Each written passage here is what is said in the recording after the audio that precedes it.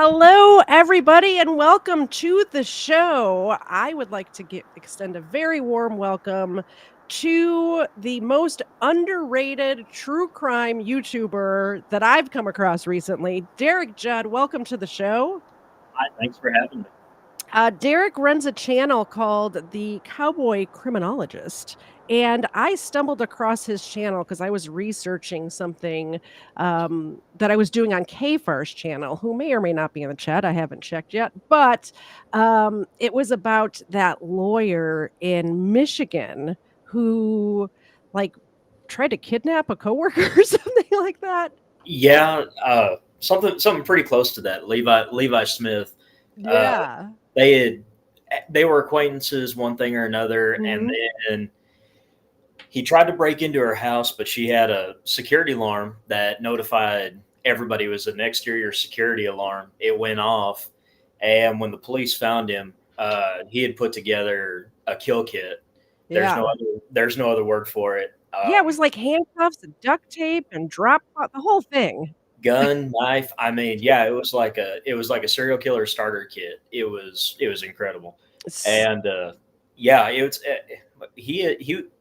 was a lawyer before all this Yep. happened, and now he's Ye looking at like 25 years Yeah. minimum. So it's crazy. But you were one of the very few people I saw talking about it, so I did find your channel, and then one weekend, I don't know, about a month ago, I just binged your channel all weekend, and it was awesome. So, I highly suggest every single one of you goes over to his channel. I'm gonna put it in the chat right now, and subscribe. Like, I'll even allow you to leave right now and go subscribe and then come back just because it's that good. I wouldn't steer you wrong. I've never steered you wrong before. I'm going to put that in the chat right now. Oh, number 2 already did. Look at that. Thank you, number 2. Thank you to my mods. I appreciate you guys. But yeah, everybody go subscribe to the Cowboy Criminology. And if you're here from his channel, why not hit the subscribe button over here? Why not? We do this every Sunday at 4:30 Eastern. Kiwi Man, he's one of mine. You see some of your people. Hi, Kiwi. Please subscribe. If you think I've earned a like, hit the like button too. Don't do it unless I earn it though. So hold off. Just so all of the new people here know, when somebody super chats or supports the channel in any way over here, my co-host, thank you very much, Ron, for the super chat. I'm glad you did that so I can let the people know. If you donate over on this channel, my co-host Xena, there she is, gets a milk bone on air. That is what we do over here. We talk about lots of gruesome stuff, so sometimes you just need to give the puppy a milk bone, right? Hey Xena, wake up. Ron loves you. This is Xena, everyone. She's my co-host. Here we go. Wake up. There she is. She had a long day. She's had a long day. So, welcome everyone. Welcome, Derek. Today we're talking about the craziest thing I've come across in a while. I don't know about you. It's called phrogging, and I didn't know the name of it. You actually told me the name of it. I said, "Hey, do you want to come on my channel to talk about this certain thing?" You're like, "That sounds like phrogging," and I'm like, "What the heck is phrogging?" Yeah. It's basically when somebody lives in your house while you're living there, which is a little Yeah. crazy. Yeah, so it's different than squatters. Squatters just come in, take over your house, but Mhm. with a frogger, they're actually intent on living there undetected. Yeah. And you'd like to think that it's oh, hang on just one second. So Billy Okay. and Wayne, hi guys, I appreciate it. That's my brother-in-law and my dad. So Oh, that's kind of cool. Uh, awesome. but yeah, so they'll live there as long as they can Mhm. and try to go undetected. But a lot of times the sad thing is people don't know that somebody's been living there, and more frighteningly, they find out that somebody's living there. Yeah, and that case that we're gonna talk about today has a very frightening ending. Y'all get ready for that. But when I started looking into this, I had Mr. Zed check the attic and the basement because, like, who knows who's up there? Like, who knows? You hear weird noises, you just kind of, like, brush it off like, "Oh, it's probably the wind. The pipes are making weird noises. Who knows?" But could be somebody living in your attic. So definitely, if you're not having nightmares about it, you will after this episode. Yeah, you probably will because it's just so weird that people do this. Exactly. So we're going to talk about a gentleman named Ezekiel Zayas and a family, the Campbell family. They moved to Hawaii. You waving at people in the chat? That's I amazing. am. I am. I'm a nerd. I'm sorry. I'm a That's nerd. okay. That's okay. Just so you guys know, my audience sees me live every Sunday at 4:30, but Derek's never been on a live stream before. So be nice, guys. Be very nice to him. Give him all the encouragement. He's doing great. So James and Brittany Campbell, they had known each other since high school. And, they reconnected in 2017. They had dated a little bit in high school as teenagers, but they reconnect in 2017 in their 30s. They had both been in other relationships and stuff like that. They get back together, so, they fall in love.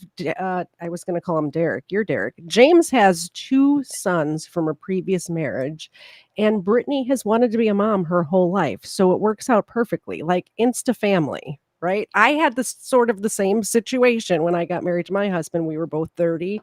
He had kids from a previous marriage. I wanted to be a mom my whole life. Almost the same story, which I think kind of drew me to this story. Um, in 2018, James and Brittany. Oh, I got to get my presentation ready. I forgot I did a presentation this week, guys. I did. I went above and beyond because you're here, Derek. I don't normally do a whole thing. I I did appreciate it. I did a Anything whole thing. here. Here we go. Um, so they fly to Las Vegas and they get married at the very famous, what is it called? Little white chap. Little the Little Vegas Chapel by an Elvis impersonator. They get their pictures, their wedding photos in front of a pink Cadillac. How awesome is this? I kind of wish that I had just went to Vegas and got married because the stress of a wedding, and the money for a wedding, it's just like the whole point of getting married is being married. That's the most important part. And I kind of wish I'd saved all that money we spent on the wedding on the down payment for where I'm sitting right now instead of spending all that money on a wedding. But what are you going to do?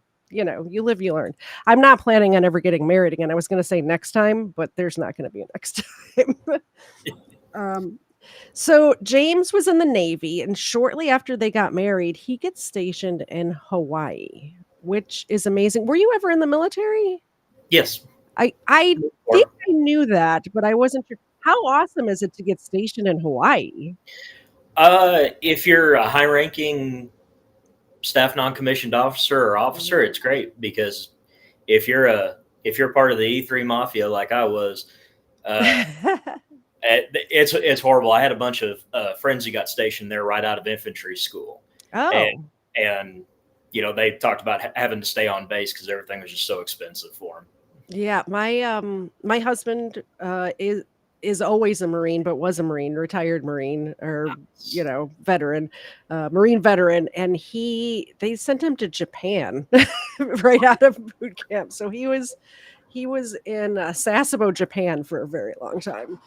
And then California and other places, 29 Palms. I don't know. He was all over the place, but for the most part, it was Japan and California, which California doesn't sound too bad.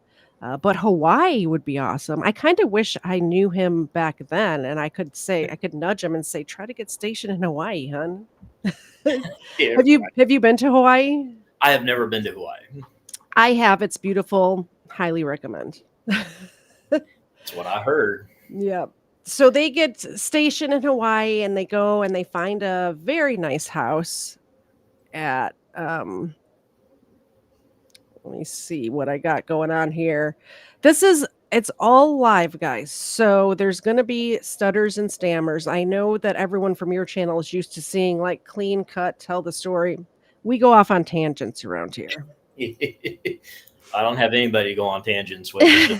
It's just me by myself. But they're used to the stammering and stuttering, so if they watch my channel, so they're probably all right. They're probably not going to notice too much difference. So Yeah, so we're on Oahu here, and we're gonna go to Joint Base, Pearl Harbor, Hickam, which is here. I have actually been to the okay, so the day I was in Pearl Harbor, we went to go see the little memorial thing, and somebody had like one of the captains, like you have to take a little boat over there.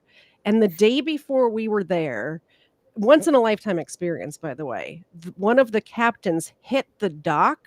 So we couldn't, they took us out there and we could look at it from the boat, but we couldn't get off onto the memorial. I don't think I'll ever be back there. It kind of stinks, but at least I was there and able to see it. yeah, that's an awesome thing to see. It's Yeah. I've only gotten to see pictures, and I've Hmm. heard my family that's been in the military and been stationed over there, and some of my buddies, they just talk about it. And it's beautiful. It's somber. It is somber, very somber, and you could still see like the oil dripping up to the surface, and Yeah, it's just like wow, that has how many years has it been, and it's still. It felt like um, it felt like those men were trying to speak to you just by there still being movement and stuff yeah. down there. It was I don't I'm a little crazy like that, but I think of stuff like that. Anyway, back to Brittany and James. They find a nice little neighborhood. It kind of reminded them of the mainland because it was in a neighborhood with like a cul-de-sac. Um, and the way that some of the houses in Hawaii are very Hawaiian, like you could look at them and be like, oh, that's in Hawaii. This neighborhood kind of looked like a normal suburban Midwestern neighborhood, which they loved because it reminded them of home. The James had the two sons, and they moved there with their cat named Mr. Franklin. And when they got to Hawaii, they adopted a dog, which comes into play later. So remember that. They started to notice some weird stuff going on in their house. So they get to the new house. They have all of their boxes in the garage. Like they don't unpack right away. Honestly, we bought this house 17 years ago, and there's probably still boxes in the garage that we've never unpacked, you know. But they had their whole garage full of boxes. And one day, Brittany goes out to the garage to get something. And all of the boxes are like dumped over, stuff has been gone through, and she's kind of a little ticked off because she organized everything. She's very on top of stuff. So she had the boxes labeled, like this is for this is what's in this box. And now everything was just a mess. So she's like, who went through my boxes? What is going on here? And so she asked James, and he's like, I wasn't out there at all. I've been at work, whatever. I did not go through the boxes. She's like, well, it must have been one of the boys looking for something, looking for a toy or a game or something. So they question, you military people, they question the sons. They sit them down and interrogate them. I don't know if they did that. I'm making that up. But neither one of their two sons, and these are preteens, I think they were 10 and 12 at the time. So young boys, and both of them deny it. And Brittany believes them and thinks something's up, but James is kind of like, nah, it's probably just one of the boys, and they're just afraid to admit it. Obviously, this is a new mom, well, stepmom, and they don't want to disappoint her, they don't want to get in trouble, so they're probably just fibbing about it, right? But Brittany is kind of more a little suspicious. Like she's not sure what's going on, but she believes the boys. So nobody claims responsibility for the garage thing. And then not too long after the garage incident, Brittany is home alone. She's in the master bedroom. She's doing her makeup, watching a YouTube makeup tutorial. I've been there. I don't know what to do with my makeup. So I watch those tutorials. I totally get it. And she hears suddenly the front door slam shut. And it startles her because she's home alone. Like I know you're not a woman, but as a woman, if I'm home alone and something weird's going on, it startles me. Yeah, definitely. And I want to check it out. And I grab a weapon and I check the house, but that's me. I'm not Yeah, most yeah. women. Marines have very short tolerance for people showing up unannounced and uninvited. So when even if the doorbell goes off, if Mhm. there's a knock on the door and I'm not expecting somebody, is the alert goes up. So yeah, I Yep. totally see where you're coming from. Yeah, absolutely. And my husband has trained me well, not only in being more self-aware, like aware of my surroundings, which I was not at all when we first got together, by the way. I'm way more aware of my surroundings now, and I'm way better trained at how to defend myself if something was to happen. That's And awesome. doing this true crime stuff kind of puts you on high alert too, not gonna lie. Oh yeah, yeah. I mean, we talked a little bit about the Levi Smith video that Mhm. I had done, Yeah. and it's like one of the things I said in that video was how awesome is this woman who knew something could happen and put it together this amazing security system that was able not only to deter an assailant but also help get him captured. Absolutely. Yeah, Yeah, good on her. she's awesome. I think that's great. Yeah. So she's doing her makeup, sitting in her room watching the YouTube makeup tutorial. So there's noise going on. So she's like, "Did I hear like is that just me? Was it like outside? I don't know." So she goes down to check it out and the front door is unlocked, but she knows she locked that door because she's like me, is very aware when you're home by yourself, you lock the doors. I make sure the doors are locked when I'm home alone. And she was the same way. I totally get it. So she's kind of weirded out about it. And um, when James and the boys get home, she said she was thinking, oh, I was upstairs, maybe they popped in and, like, grabbed something and left like, they forgot something and left right away. James did not come home all day. He's like, "We weren't there, it wasn't us," which is freaky, to say the least, but they kinda also write that off, like, "Oh, just maybe I did forget to lock the door and the draft closed it," or something. You never want to go because you always feel silly. You go to the most ridiculous conclusion, Mhm, and then you feel weird about it, and mhm. so you won't let yourself go there. And Exactly. I think a lot of people are like that. You hear something banging on a window, and you're like, oh, well, something just hit the glass. Mhm. Something just shook. It's not that big a deal. Yeah, And bird hit the window, something. then you go out and you find footprints in a cigarette outside your window, and you're like, Ooh. yeah, Yeah. we're gonna need to talk to somebody about that. Mhm, exactly. So that very same night of the door, she hears the door, that very same night, James is asleep, she's laying in bed, and she hears the front door not slam this time, but open and then close.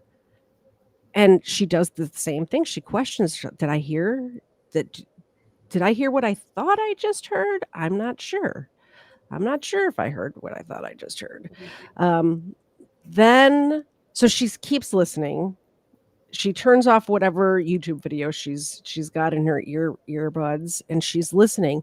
Then she hears a different door, not the front door this time, a different door in the downstairs open and close. And keep in mind all the bedrooms were upstairs. So there's nobody downstairs. The kids are asleep, or she thinks the kids are asleep, and James is lying right next to her. So she frantically wakes up James, shakes him awake, and says, "I heard something." And he kind of brushes her off, like, "No, it's just your imagination. You're freaked out from the door thing earlier. Just your imagination, honey. Go back to sleep." Then he hears it. He hears the back sliding glass door open and close. That can't be caused from a draft, by the way. The Yeah. sliding yeah, the sliding glass door, it's the sliding glass door. Um, so yeah, he's goes down and checks it out, and he swears he locked the doors before he went to bed, and military guy, he's in the Navy, but as a Marine and, married to a Marine, I know y'all check the doors. If you say you check the doors, you check the doors, right? Right. Very security conscious. Yeah, exactly. So not only is the front door unlocked, the back sliding glass door is unlocked. And so now he's a little freaked out. But again, they sort of write it off like maybe I forgot. Like you were saying, you don't want to jump to there's somebody breaking in my house over and over again, you Right, know? right. It's yeah, just you don't want your mind to go there, and especially if that's not to sound sexist or anything, but if you're the man of the house, you don't want to create panic with the people who live in the home, and you Absolutely. don't want to. You always want to find that rational solution, Mhm.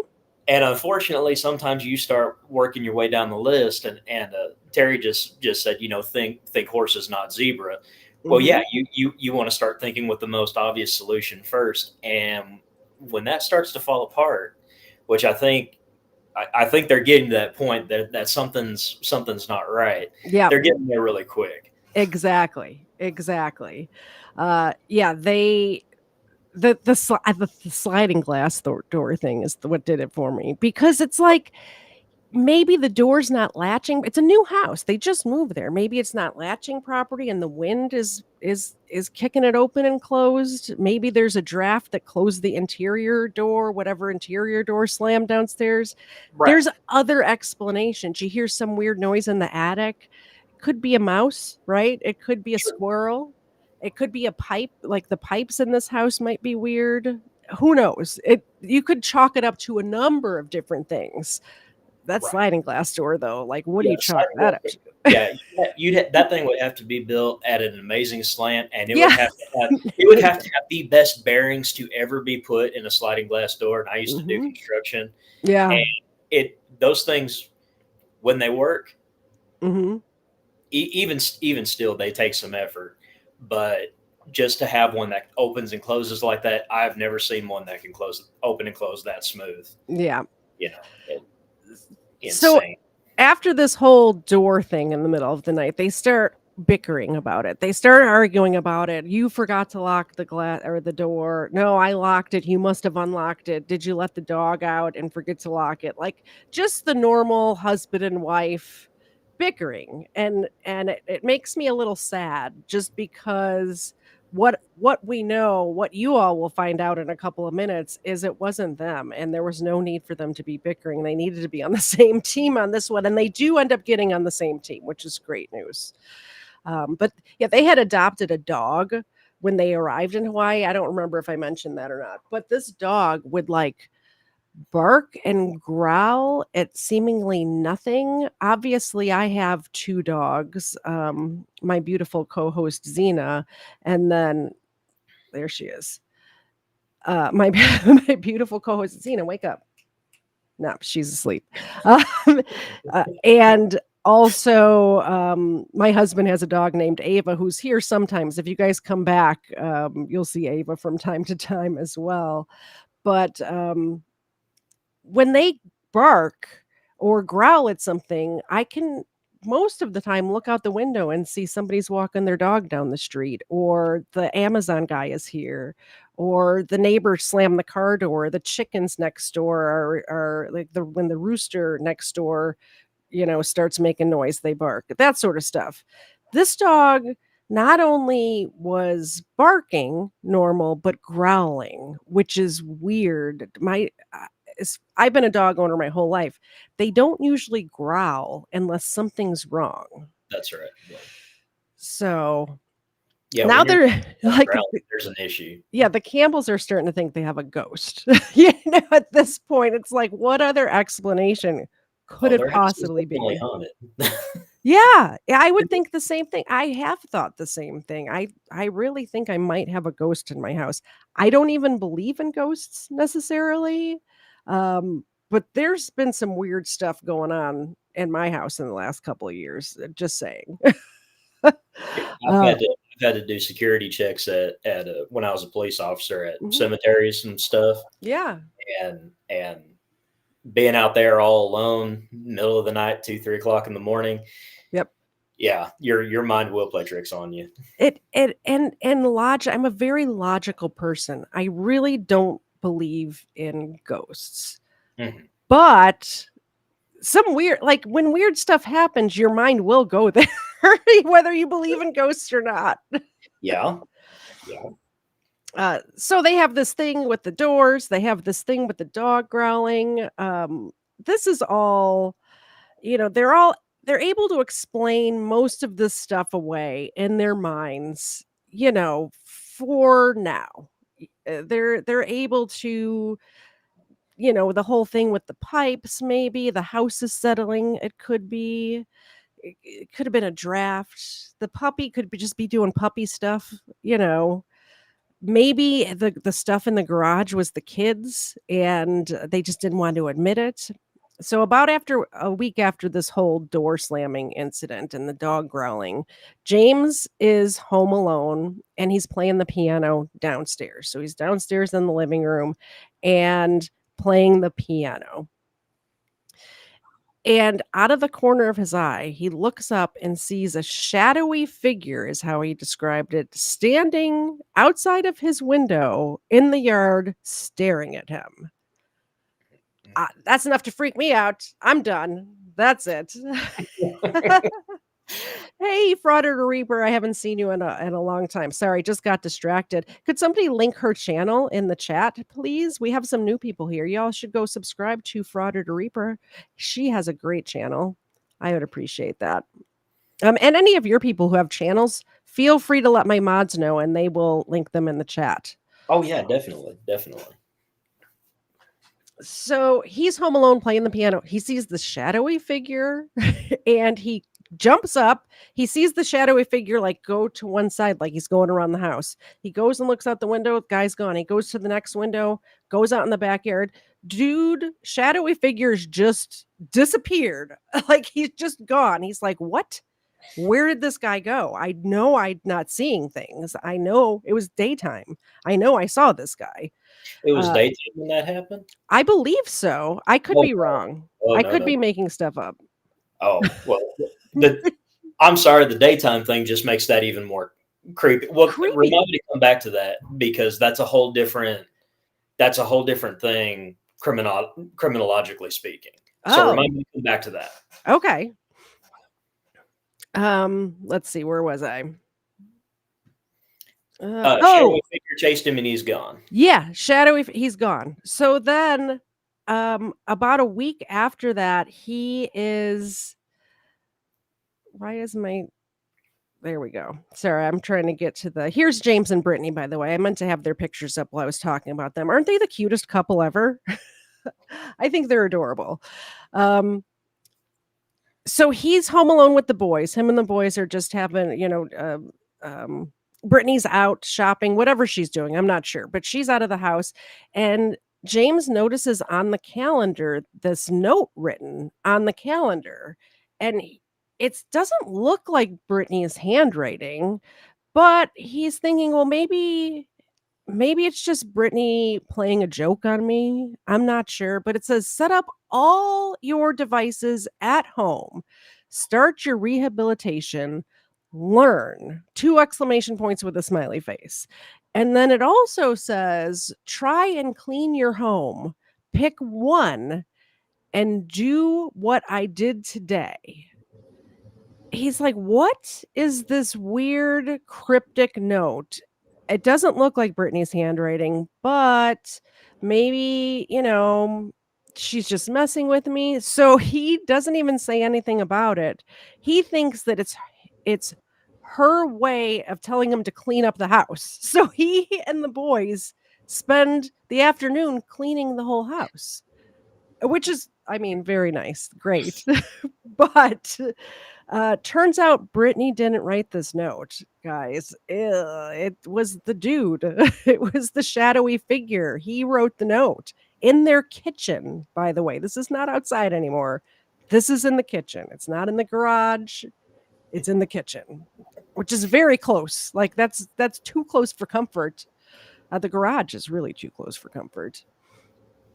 So a little bit after this clean the house day, the whole family's going to go out to see a movie. Family day, go into the movies, and Brittany likes to take her favorite throw blanket with her to the movies because when you live in hot climates, which you do, I know I do as well, they keep those theaters so stinking cold that you have to have a sweatshirt or a blanket with you. It's 100 degrees outside and it's like 60 degrees in the theaters, which personally, I never thought to bring a blanket with me, but from now on, I will not be embarrassed to do that. I usually just put on a pair of jeans and grab a sweater and bring it with me, but Yeah, that's kind of a player move right there. Just it bring a blanket with you. It's like, no, I got this. yeah, it really is. I love that. I love that about her. Yeah, just bring a blanket.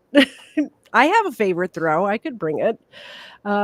So it's usually in the living. It just lives in the living room. This throw blanket. She uses it all the time. She goes to get her blanket off the back of the couch. It's not there. She's like, "Where's my blanket?" So she has the whole family looking for this blanket now. It's not where it normally is. They're looking in the laundry room, they're looking in the bedrooms, they look all over the house, cannot find this blanket. Then, so they're like, well, I'll just bring a different blanket. And they go to the movies. They come home. Brittany's favorite blanket is folded neatly in its home on the back of the couch where it always is. Oh no. No. That is like, I would be freaking the heck out if that was me. Like, That house would have freaking been out. that house would have already been sold. I'd have been No, gone. like, but at this point, are you still thinking ghost? What? I don't know what I would be thinking at this point. I'm thinking about finding a realtor and getting out of there. Just, I mean, if you I'm have done. just burn it down. You have good insurance. It's fine. Yeah, when I got to this part of the story, this is the part where this is where I would be freaking out. I think everything else, my brain works too logically where going to somebody's living in my home would not even occur to me. I would be the ghost route probably. I would be thinking like all of the things they thought, the wind, all of the stuff, the door slamming, shadowy figures. Maybe I'm just seeing things. It was just out of the corner of his eye. The blanket thing, when not only did you look, James looked, the kids looked, it was not there. And they walk in and it's just like, right there, neatly folded. It wasn't even like stuffed down in between the cushions or something where they could have missed it. Yikes. So they decide a couple weeks after that, they're like, we have got to get out of here for a little while. They decide to go on vacation and they're going to go back to the mainland, visit family, which is great that he was able to get leave and all of that. They're going to leave for a week. They leave actually on Friday the 13th, Friday, September 13th. I think we're in 2018, did I say? 18, 19, something like that. So not too long ago. They decide they're going to go on vacation. They come home on September 20th. This is where stuff gets crazy, guys. They fly in. Their house is very near to the airport. And I had the map up earlier, but the airport is right next to the base, and they said the base was right down the street from the house. So it's not too far of a drive from the airport. They turn the corner. They're in a cul-de-sac, so they're coming down the street. They can see their house in front of them.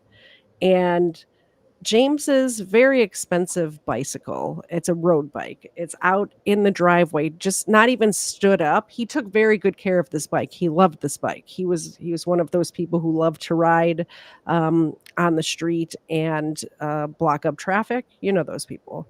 I don't know if I really don't know. I was making that up. I don't know if it was a mountain bike or whatever, but it was a very expensive bike, and he wouldn't just leave it laying out in the rain on the driveway like a child, you know? And Brittany said, like, looks at him. He's like, did you leave your bike out? He's like, no, I didn't leave my bike out. That's like, why would I do that? It's a very expensive bicycle. They are coming in. They hit the button for the garage door before they get to their house. It's raising up as they're pulling in the driveway. And they see their garage is trashed. It is ransacked. There is stuff everywhere. And of course, what would your first thought be if you saw your garage like that? That the house had been burglarized. Rob, that's exactly that's exactly right. That's exactly what James thought too. We have been robbed. So he says, "Kids, whatever you do not get out of this car. You stay here. Brittany, you call the police. Here's a picture of their garage. It's not a very clear picture, but that's the picture they took of the garage. This is what the inside of the garage looked like." He says, "Brittany, call 911, and he is going to go in the house just to check to make sure that whoever robbed them is not still there," which is the very military thing to do. That's exactly what my husband would have done. Is, do not go anywhere until I clear the house. That's right. And so he goes to go to the front door, but first next to the house he had left a sledgehammer, which is amazing that there happened to be a sledgehammer just out where he could grab it right away. um, I always get on to Dave about leaving his tools the last place he used them, but in this situation, turned out okay. You know, like, oh, you need a From, flat from you need a flathead screwdriver. It's not in the toolbox. Where's the last place you used a flathead screwdriver? from a military and law enforcement perspective, that particular choice of implement just raises a bunch of questions. And I get they're just coming back from a trip, and very difficult to take a firearm through an airport. But yeah, that would not be my first choice. No, absolutely not. But they were just on their way home from the airport. Right. So, I know you got to give a little grace. A little there. grace. You do what you got to do in the situation. Sure. Exactly. All right. So she's on the phone with 911. He grabs the sledgehammer, walks up to the door, and puts his key in. And his key won't turn. But it's not like it won't turn like the lock has been changed. It won't turn as if somebody's holding the little on the inside, there's a switch or a latch or whatever. It's like somebody's holding that. That's why it won't turn. Like he feels it give a little bit, but somebody's holding it locked, like the deadbolt locked. What is happening here? Is it the ghost? I don't know.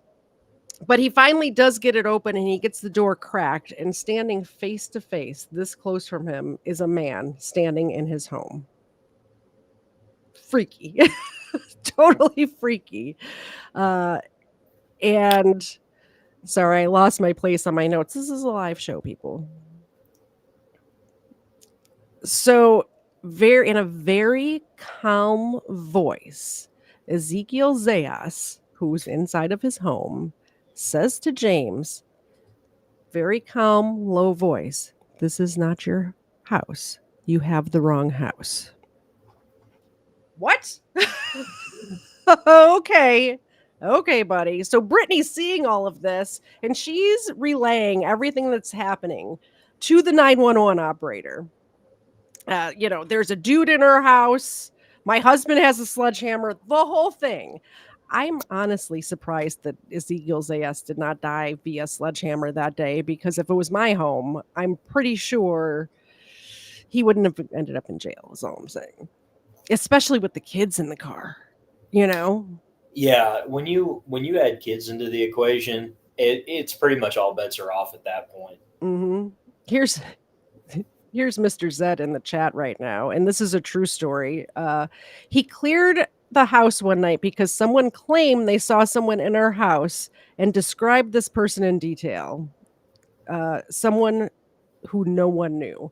That is a true story, and that is why I think I have this whole story that Mr. Zed is saying right here is why I think I might have a ghost. Because one of our friends who was here said, "Who's the guy? Who's your friend that I passed in the hallway?" And he describes this guy. This person doesn't exist, by the way.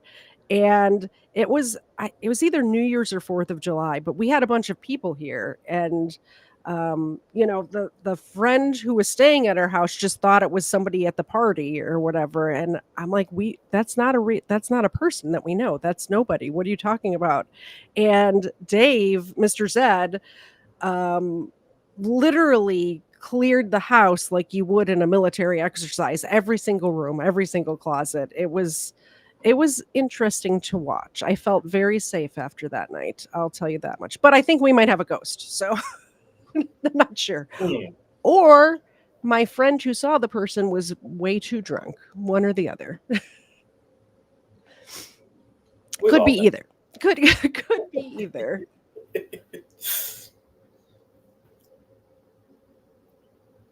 Sorry, it's allergy season over here.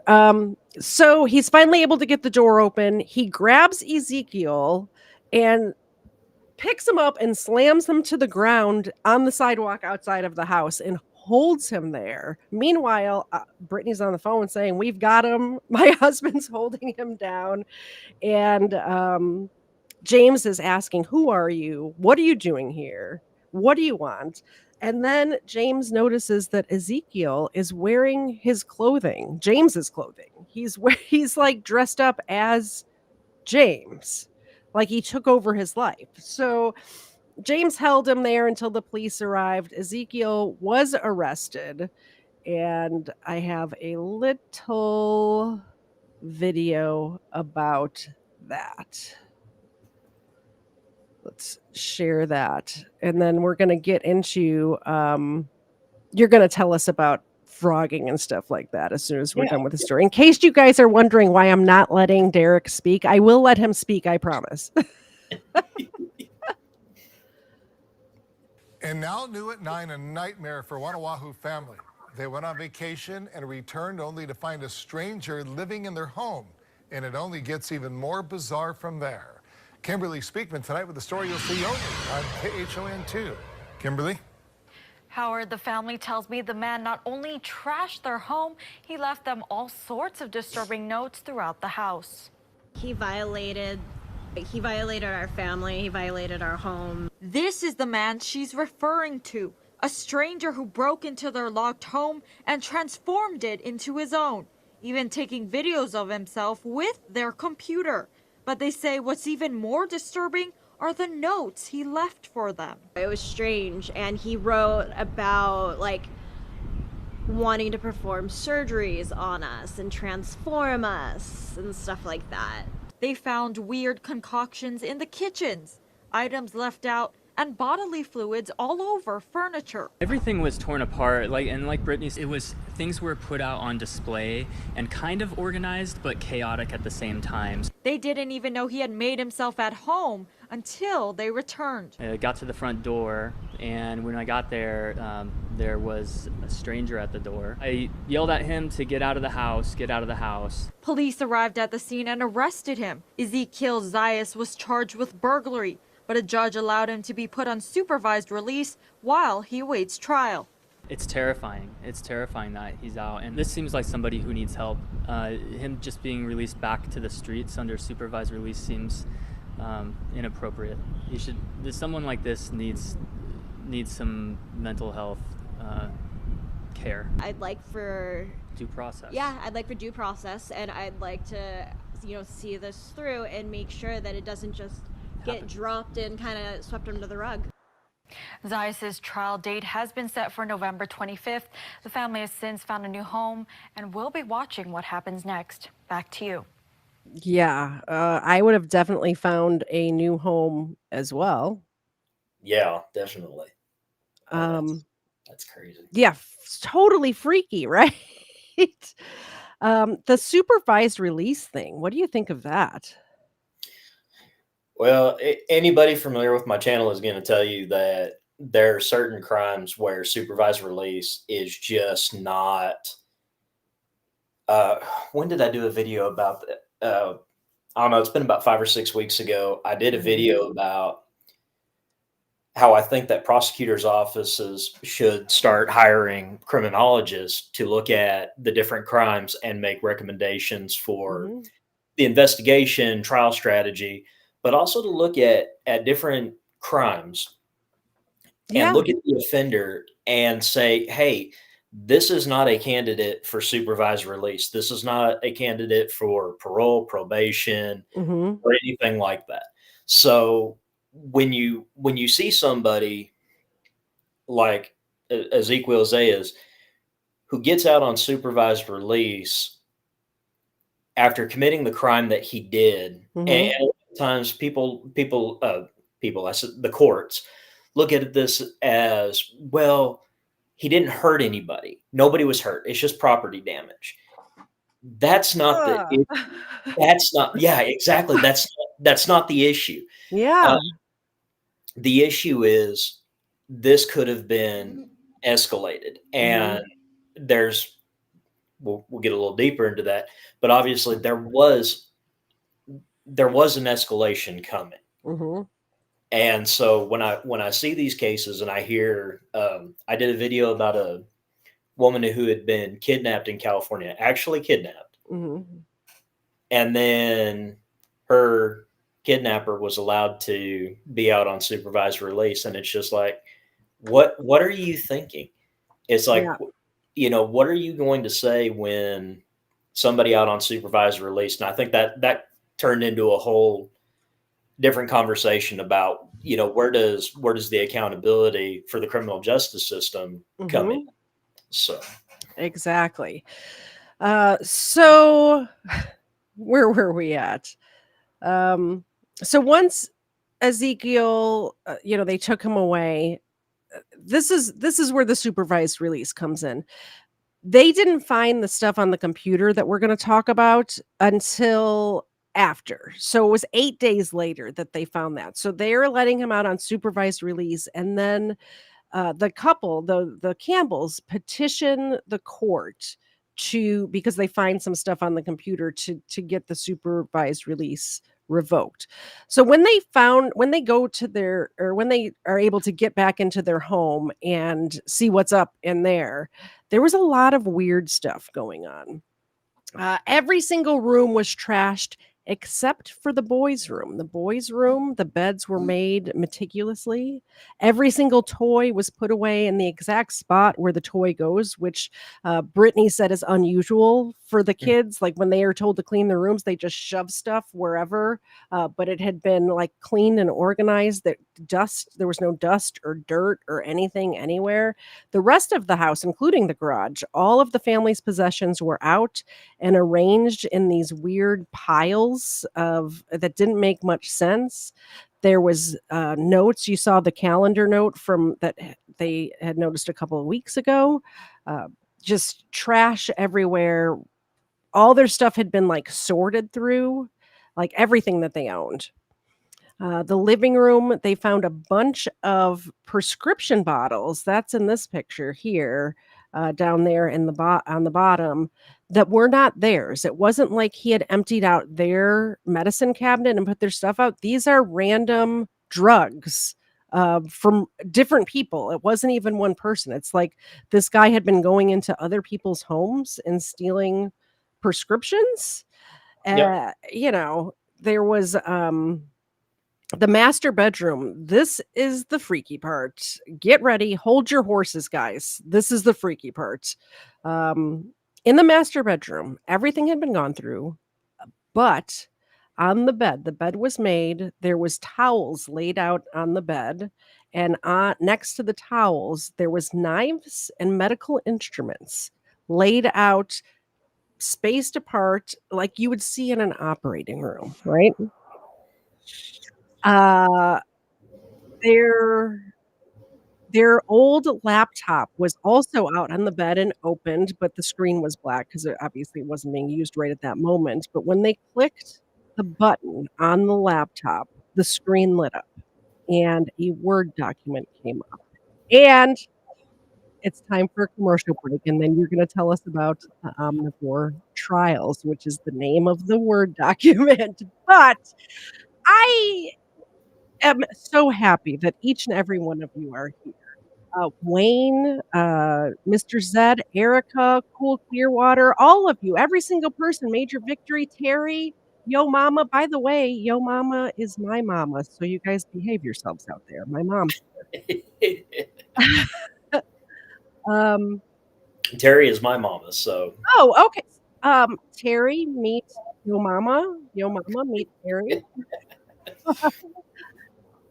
There we go. This doesn't get sponsored because I talk about stuff that YouTube doesn't want me to talk about. So if you would like to make a donation via super chat, obviously Xena, wake up. Xena gets the milk bone on air. But if you want to help out, to support the channel and actually purchase something, you can go to ktz.com. That's KTZED.com. And on there, I have different people's merchandise on there. By the way, when you need merchandise, let me know. I have a website. Right now, the featured collection is Patriot Jam. Obviously, we just finished Patriot Jam, but you can get any of these designs here, shipped directly to your house. If you want KTZ merchandise, it's here. You can get the True Crime with Xena featuring KTZ merchandise because, of course, I know you guys are not here to see me. You're here to see Xena. There's her sleeping right there. That's what she does best. All of the things, the Crime Land stuff, the Overruled stuff, the Xena stuff. I would appreciate it if you bought something. That'd be great. But along with all of my merchandise, you can get Iggy Normus's stuff. You can get K-Fur stuff. The Sunset Saints is a band that played at Patriot Jam. Their merchandise is up there now too. The one that I want to point out is the Christ is King collection. I have the shirt on right now. There it is. The Christ is King collection. This is a collaboration that I did with Iggy Normus and Let's Be Frank from the Let's Be Frank YouTube channel. And every single penny that we make on any of these products goes to onemorechild.org. This is a Christ-centered nonprofit organization, and they help out families in need.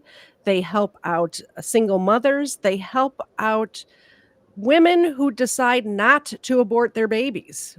They decide not to kill their babies. Imagine that. And they actually will help these women with baby supplies and things like that. So the Christ is King collection, the King collection on ktz.com, like I said, every single penny goes to onemorechild.org. We've already raised $138 for them. And I appreciate, honestly, I'd rather have you guys get this stuff, or the link is in my channel description. If you want to donate to them directly, let me know that you have done so, and I will shout you out on my show for sure. But I would much rather raise money for them than for me. So I would appreciate that. That's KTZED.com. You can get all of the things there, and I would appreciate it. That's the commercial, guys. Did I do good? Did I do okay? All right, back to the show. You're going to tell us about the omnivore trials. So they open up their computer and they see this Word document labeled the omnivore trials. And while you're telling us about it, I'm going to get a picture up on the screen of that. Okay. Let me grab it right quick.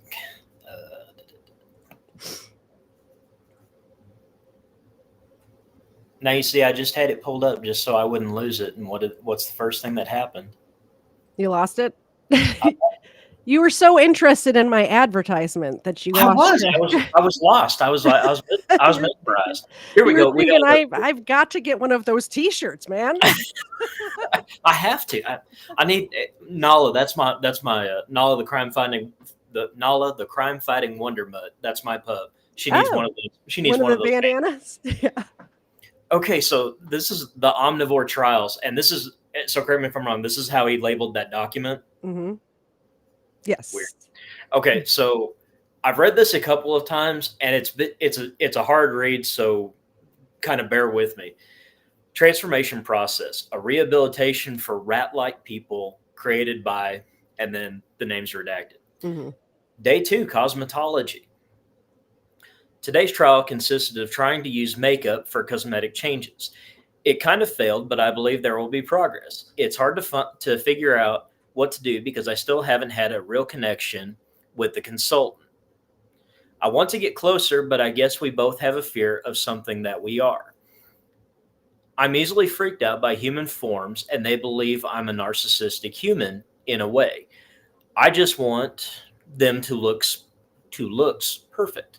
I want them to feel beautiful. I believe that even the way they are is possibly one of the most beautiful creatures I've ever seen, but I'm a quote unquote weird guy, so I guess that's why. But the trials will be completed. We will have a base home where we can go if needed, and eventually we will have other homes and places we can go to and enjoy our lives. Makeup used today, avocado oil, and really bad judgment. LOL. Yikes. Did you want to read the part I highlighted for you as well? Do you have that pulled up or you want me to go into it? Which On part the did you notes? have? Yeah, because I can't see the highlighted part. Okay, that's fine. I didn't get the highlighted part. Now that I think about it. That's okay. I got it. Go for So it. in this document, and then I see you guys' super chats. As soon as I'm done with this part, Zena will get her treats. I appreciate it so much. By the way, thank you so much for donating. This document was a detailed diary of the Campbell family. Now imagine you've just gone through this traumatic experience where some dude's in your house after you get back from vacation, and you find this this Word document. In this document, there's details about their life that nobody knew. It's not like they were keep in mind, they were just thinking they didn't even put 2 and 2 together yet. They thought that it was just some dude that broke into their house while they were on vacation at this point until they find this document. There is detailed notes recounting intimate conversations that James and Brittany had in their master bedroom about their children and their family. There was notes about Brittany's struggle with infertility that she had not even told her family about yet. Nobody knew except for James, and they spoke about it in their master bedroom. Creepy. Ezekiel even added his own thoughts on the subject, saying that Brittany needed to focus on the children she has instead of worrying about having another child. There was notes about what time the family watched TV in the evenings, what shows they watched on which days. Just like keeping track of these people. James' work schedule, the kids' school schedule was in there. It goes on into details on how Ezekiel could fix or reform the family with different surgeries. Yikes, with the instruments laid out on the bed, including sexual reconstruction and a hand or arm transplant. I don't know what that was about. Your guess is as good as mine. But also on this laptop, they looked at the search history, and there was like he had been shopping for surgical tables. I don't know, on Amazon. I'm not sure where, but he was Googling surgical tables and how much they cost.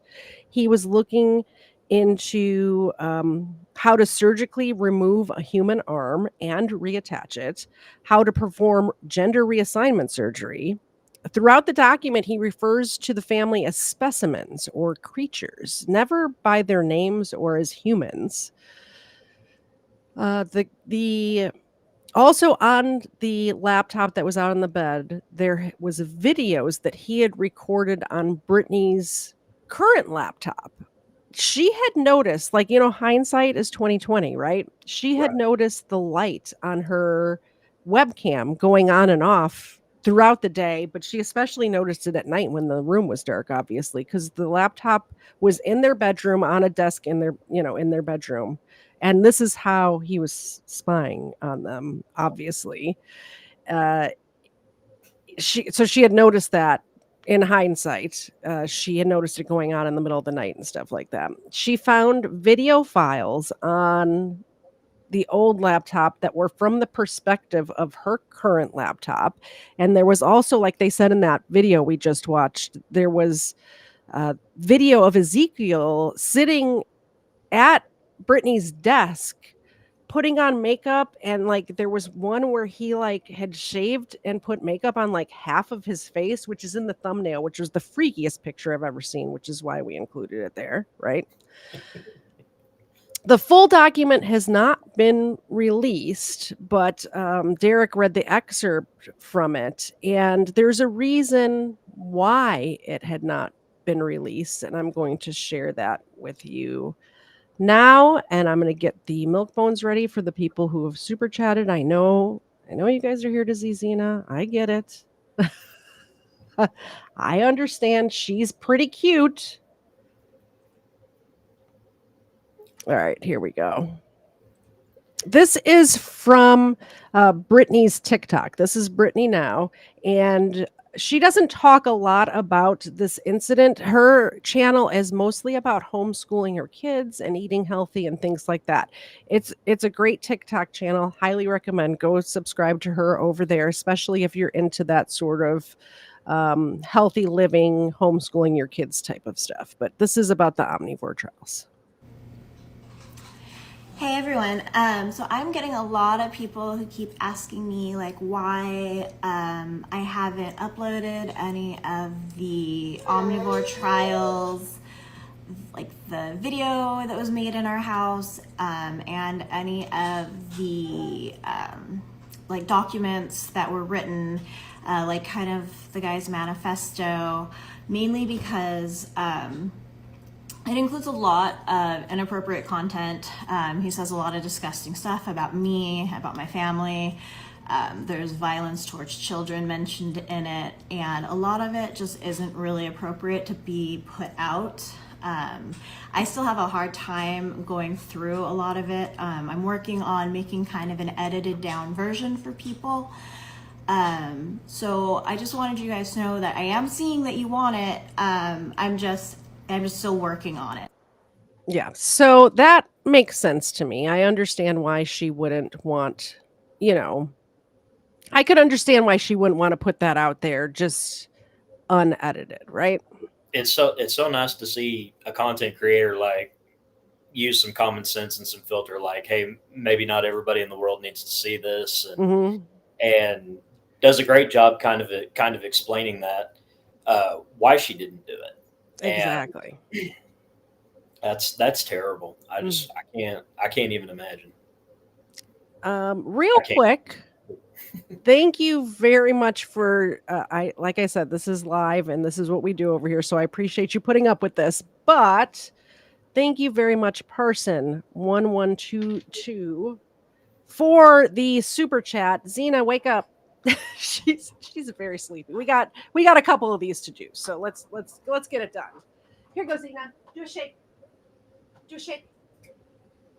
Oh, there it is. You gotta get up. Here. Thank you, Parson. And Smith W. Thank you very much, Smith. Huzzah. What is AESOP? I'll think about that. Maybe let me know in the chat because I'm kind of blind. Like the Fables? Maybe. Maybe. Do another shake. There you go. That's close enough. Get up. Get up, girl. And one more. I saw Cool Clearwater. Thank you very much, Cool Clearwater. Treat catching. Oh, you think she's going to catch it right now? She won't even like pick her head up to get it. You really think she's going to catch it? Okay, we'll try. Ready, Xena? I got to back up. You ready? Ready? No. Hit her right in the face. Hit her right in the face. We knew that was going to happen. She's an old girl, Thank you. And I think we needed a little puppy time for all the horrible stuff we were just talking about. So that was perfect timing. Thank you very much. I appreciate it. Let me put this back up here. Oh, wait, we got one more. One more just came in. Got it in under the wire. By the way, if anybody super chats in between now at the end of the show, we're going to hold off till the end and we'll do it again then. Thank you very much, Erica. Yes, much love for Xena. We'll see if she can catch this time, right? Do we want to do like take bets on whether it'll just hit her in the face again or if she'll catch it? Take bets in the chat. All right, you ready? You can do it. No, she missed and it fell on the floor. We'll give her another one. There you go. She's got it. Thank you, Erica. I appreciate you more than you know. Erica's one of my mods and is holding off the enemies over there. All right. So, yeah, this guy is something else, right? Yeah. There's But there's a couple of things about him that actually, from a criminological perspective, make a lot of sense. Okay. Okay, so he's there's no doubt in my mind he has had an extensive history, probably related to burglaries Yes. and getting into people's home. Of course, the medication not belonging to anybody in the home and it belonging to different Just people kind random of people. confirms that. Mhm. So I mean, you're not that you're not making any kind of prediction there. I mean, it's just pretty obvious. Yeah. But it also shows we had talked about. I wanted you to remind me about whether it being day or night when Oh, he yeah. was standing at the window. Okay, because usually criminal activity is committed at night Mhm. because it's harder to see. It's easier to avoid detection. So somebody standing And outside your home during the day. just so you know, I don't know if it's said day or night. I think sometimes when I read stories, I get a picture in my head, and in my head, it was during the day, but it very well could have been at night. But let me know the difference between the 2 either way. Okay, yeah, sure. So if you're doing that at night, you're trying to stay secreted. You're trying to Mhm. stay isolated. You're avoiding detection, which makes a lot of sense. Yep. That could also show that the offender is very organized. Okay, Ezekiel Zayas would actually be considered a disorganized offender. Mhm. But if if he's willing to make contact, willing to be seen in the light of day, that's something completely different because this is somebody who wants to be known and Mhm. wants to be seen and is not afraid about being caught and Yeah. he's not afraid about being confronted. So if if the individual shows up and it's daylight outside, you're probably dealing with a more dangerous type of offender than you'd be Yeah. dealing with somebody at night. Um, Yo Mama actually put something in put a comment down there, and we didn't get a chance to go through it. Would it be possible to get that back up? Let me see. Which one was it about? Uh, it was a long question she had, and I wanted to see if I could answer that because it was a really good question. Was it And that?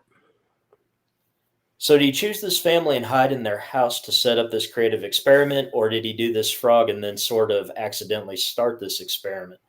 Okay, so that's a great question right there Okay. because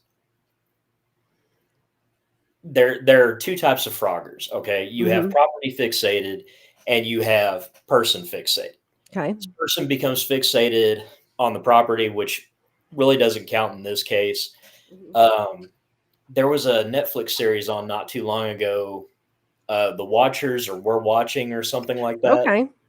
where this new family moved into this home and they're doing all these renovations, all these updates, and they keep getting these cryptic letters in their mailbox about what's going to happen to them if they don't leave. That would be somebody who's property fixated. Yeah. It has nothing to do with the family. They don't really care. They just want the family gone because they want the house to remain in whatever Yeah. condition it's in. But this type of frogger, he's person fixated. He's fixated. In this case, it sounds like he's fixated on the family as a whole. Oh, yeah. So, what it seems like to me with the preparation that he's taken and his his quirks, the documentation about things, tells me that he kind of had his eye on the family, Mhm. probably for a little while, and found a way to gain access into the home, found a way to be secreted in the home Mhm. where he wouldn't be found out. Yep. The only problem with that is if it hadn't been the Campbells, it would have been somebody else. Yeah. So, you can't sit there and say, well, the Campbells didn't do this, the Campbells didn't do that. There's no telling. It would have just as been easily for them to go down the street and find somebody else. It could have been way worse too if it wasn't the Campbells. I think because it was the Campbells and it was a military guy, nobody was hurt. I mean, mentally hurt, obviously, Yeah, but sure. none of them were actually physically hurt, and that could have been way different if things didn't play out exactly the way they did. Yeah, that's another interesting thing too. I mean, of course, being in Hawaii, Hmm. it's a lot like different areas of the country. You don't start a fight with somebody who has a haircut like mine in San Diego Yeah. because you're kind of taking your life in your own hands. Same thing Hmm. in Norfolk, Virginia, and places like that. So I don't know if maybe he just wasn't, because that's a huge military population, Yeah. and so I don't know that it necessarily would have made a difference. But what if it had been a family like you said, Hmm. that wasn't a military family, was just a hardworking, maybe small business owner, something like that, with no law enforcement, military Hmm. background, and then he got in. Uh, Exactly. the other thing that's interesting is he completely trashed the house. Hmm. Okay, but you also said that he made sure to clean the kids' bedrooms. Yeah, that was weird. Was well, it is and it isn't, but usually when that shows, like, he identifies with the child Hmm. or the children, and that could be because of his own childhood, that could be because of his mentality, it could be because he just sees something in the children that he relates to. And so usually if you can find that one room that's not disturbed, Hmm. you can kind of focus your investigation on who the offender is fixated on. So in this case, it was the two boys, unfortunately. Yeah. Well, and the other thing is they found out after the fact that he had a spot set up in the crawl space under the house and then also in the attic. So he Mm. was going from one place to other. So that's where he disappeared to. The Froggy. shadow the shadowy figure out the window when James was playing the piano. I assume he went towards the backyard and then ducked underneath the house because when James then got to the back window, he just disappeared. He was gone. Right, and that's why they call it frogging, moving from one location in the home to the other to avoid Oh, detection. I did not know that. Yeah, I didn't either until I figured out how, so the term frogging's actually only been around since like 2014, Hmm. but that's where it came from. Leaping into different parts of the house to Okay. avoid.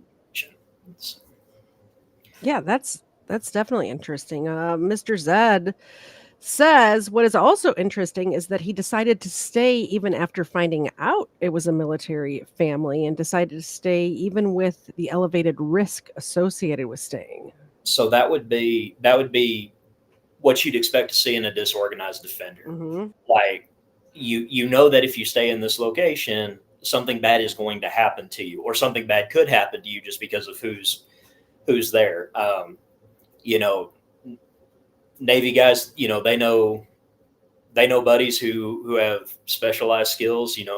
Guys in the teams, or they're friends with Marines. So it's a really bad idea to do that once you realize that the person you're fixated on has that attachment. But that's very, I'd expect to see that in somebody who's in a disorganized offender, which there's no doubt in my mind he is. Well, and the Marines, for those of you who aren't military related or adjacent, the Marines are a department of the Navy, the men's department. But yeah.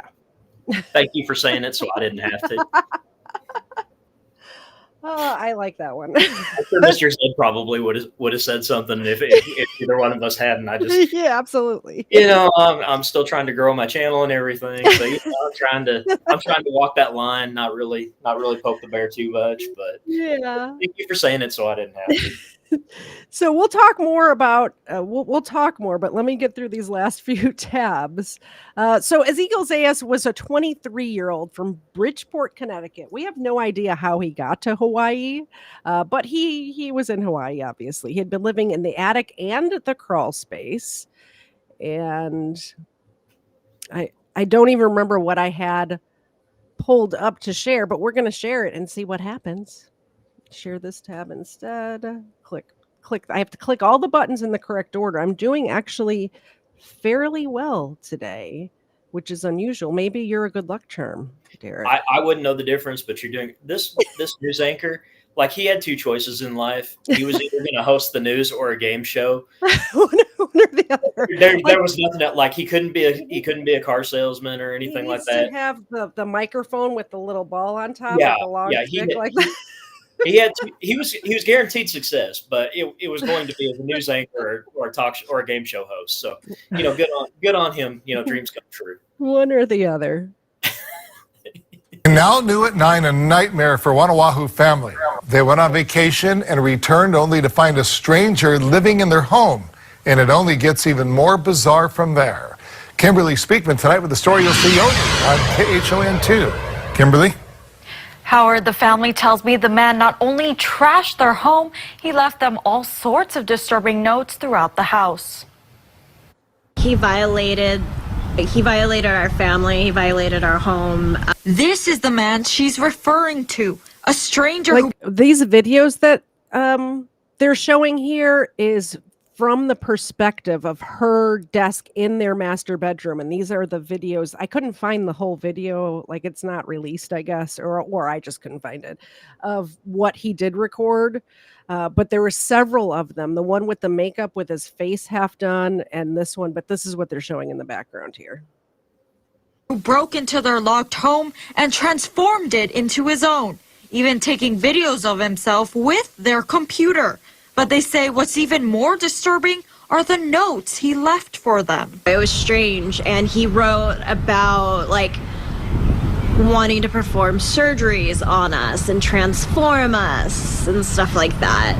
They found weird concoctions in the kitchens, items left out, and bodily fluids all over furniture. Everything was torn apart, like Brittany said, it was, things were put out on display and kind of organized but chaotic at the same time. They didn't even know he had made himself at home until they returned. I got to the front door, and when I got there, there was a stranger at the door. I yelled at him to get out of the house, get out of the house. Police arrived at the scene and arrested him. Ezekiel Zayas was charged with burglary, but a judge allowed him to be put on supervised release while he awaits trial.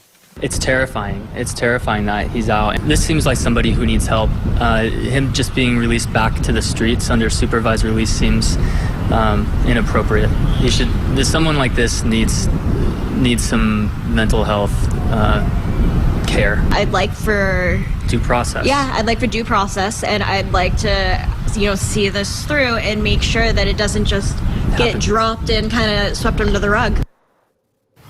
Okay, I think we already watched that one, actually. My apologies. Here's the next one. This is where he's getting the supervised release revoked. This is what I meant to play. My apologies, guys. We told you about a stranger who lived in a family's home while they were away. He's awaiting trial on burglary charges and granted supervised release. Now, the prosecutor's office wants it revoked. Kimberly Speakman has follow-up that's new at 9. Kimberly. Bridget, not only is there a motion for reconsideration for Ezekiel Zayas' supervised release, but I've also learned that he's been arrested again for a new robbery case. Yeah, this is what I wanted to get into. He was out on supervised release and then broke in somewhere else. It was like some sort of Buddhist center that he broke into while out on release. Do you see how shocked I look? Yeah. I think you did say like 5 minutes ago about how this is a pattern for him with the prescription pills, and he's going to do it again and all that. So yes, very shocking. He did it again. Supervised release, but I've also learned that he's been arrested again for a new robbery case. Last month, the Campbell family came home from a week-long vacation, only to find a man living in their home. What's more, he left their house in disarray and left them disturbing messages. Ezekiel Zayas has been charged with burglary for the incident, but was let out on supervised release until his trial. According to court documents, 8 days after his release, the state received digital notes that the family says Zayas left on their computers and iPads. They get on their computer and it's a CSI show. There's stuff that he was putting on the computer, different things he was writing about that make you think, did he do anything to our food in the refrigerator? Was he planning on doing things to our home? The documents were enough to move the prosecutor's office to make a motion for reconsideration of Zayas's supervised release. It is very rare. If you're going to file a motion for reconsideration, you've got to come to the court with new information, new evidence, new arguments. And now there's another thing to consider. Zayas was arrested again on Wednesday for robbery at the Buddhist Study Center across from UH Manoa. Cal says this could change everything. So if he was arrested after he was released on this case, that is a violation of release. If that's the case, then what the government should do is file a motion to revoke his release based on the new arrest. As for the Campbells, their attorney Michael Green says the family's feeling much better knowing that Zayas has been found. There's relief that the guy's behind bars. I mean, when they go to sleep at night, they don't have to worry about him coming through a window or a door. That's relief. Yeah, especially since he was so focused on that family. I would be so worried that he'd come back, right? Absolutely. Absolutely. Okay, so just to put a little bow on this particular story, and then you have another story that you're going to tell us that happened a long time. This is not a new phenomenon, guys. No. Derek's got stories from the olden days. But the supervised release was overturned, revoked. They put him back in jail, and he ends up killing his cellmate. So when they said, "Oh, well, he didn't hurt anybody," he definitely could have hurt this family. He was fixated on them, and he did end up killing his his cellmate. He bludgeoned him to death. He beat him to death. An OCCC inmate is dead. Another has been arrested for murder. 27-year-old Ezekiel Zayas was arrested for first-degree murder. The Department of Public Safety says OCCC staff were alerted of an assault at 9:05 last night. 62-year-old inmate Vance Grace was taken by ambulance to the hospital where he died. Look at how different he looks in this mugshot than his first one. And this is not that long apart, but he looks like a different person. I think he might have been onto something about the makeup thing in the omnivore trials, like where he can just change his appearance by making a few little changes, because I wouldn't have recognized him, honestly. And part of that could have been defense strategy too. Make him look as little like his mugshot photo as possible. True. Very true. So with everything that happened with Ezekiel Zayas, I've heard it pronounced both ways, Zayas and Zayas, and I've probably pronounced it both ways, but I'm not sorry for mispronouncing your name, Ezekiel. Too bad. If it was a victim, I would definitely look it up and figure it out, but I just did not take the time. So this is from Governor Josh Green of Hawaii. Honolulu, Circuit Court Judge Rowana A. Somerville today sentenced Ezekiel Zayas to 40 years in prison arising from 4 convictions, including one for manslaughter for the August 30th, 2020 killing of his cellmate, Vance Grace, a 62-year-old, at Oahu Community Correctional Center. Judge Somerville sentenced Zayas on 4 separate criminal dockets for 4 separate crimes in case number whatever. Zayas was sentenced to 20 years in prison for manslaughter. In the second case number, Zayas was sentenced to 10 years in prison for burglary in the first degree. The third case number, Zayas was sentenced to 5 years in prison for burglary in the second degree. And in the fourth case number, Zayas was sentenced to 5 years in prison for assault in the second degree. All terms of imprisonment will run consecutive to each other for a total of 40 years. The manslaughter case was handled by the Department of the Attorney General. The burglary and assault cases were handled by the Honolulu Department of the prosecuting attorney. Today's sentencing comes exactly 3 years to the day of the Zayas' fatal unprovoked attack on Vance Grace. We are grateful that Judge Somerville agreed that Zayas deserves the maximum sentence, said Deputy Attorney General Adrian Akahua, who handled the manslaughter prosecution. Each of his victims deserve their own measure of justice. Today's sentence reflects that and protects the public for a significant period of time. What do you think of this sentence, Derek?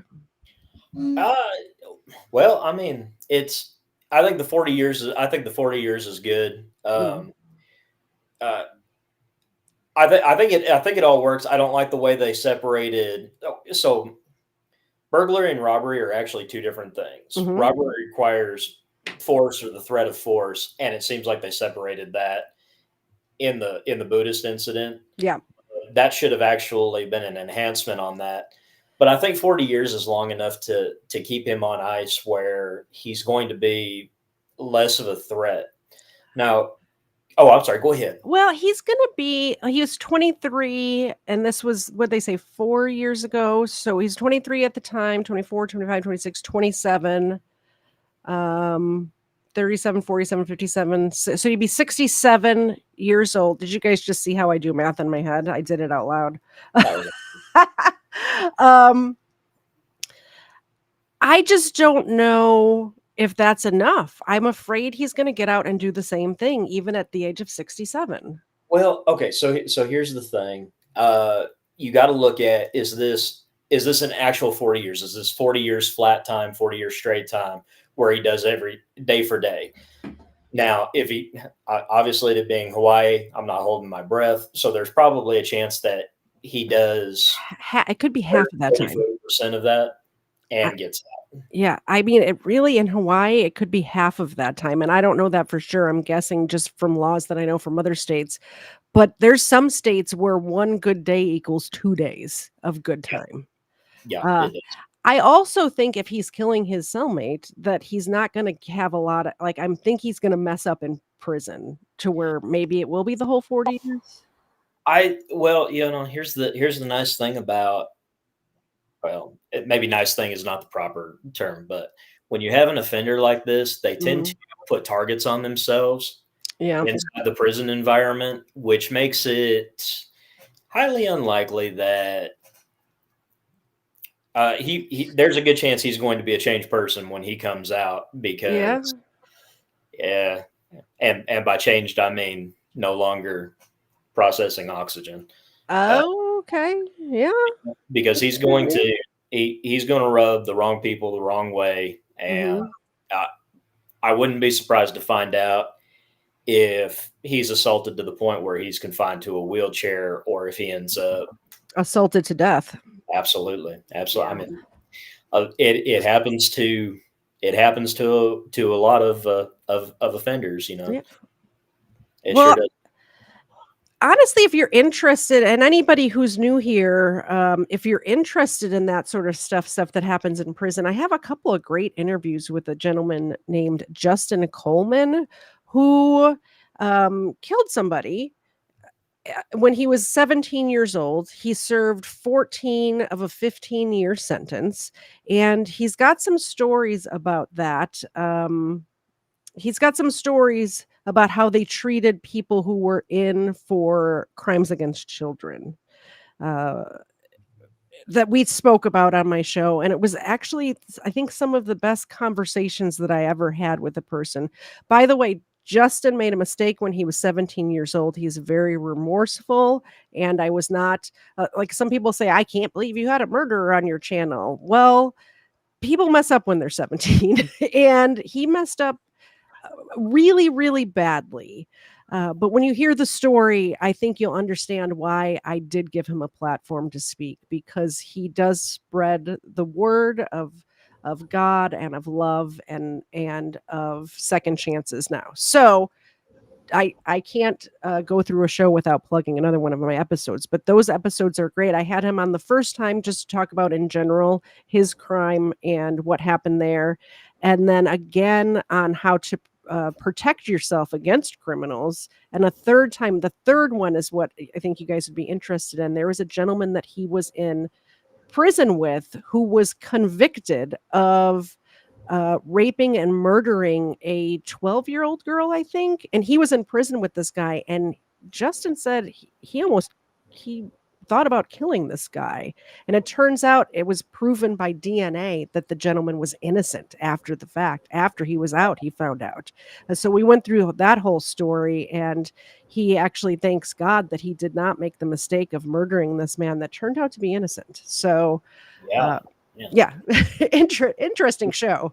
Sorry, I got way off subject. I don't even remember what you were saying. I'm so sorry. No, I was just Kiwi Nansen asked a question in the comments about his mental capacity and his mental culpability, because obviously this guy is dealing with some severe mental health demons. Mhm. Yeah, there should have been some type of psychiatric evaluation done to figure out. Yeah, that's the question right there. It would have been a really good time to do that after he was arrested for this particular crime. Yeah. And this is where, like,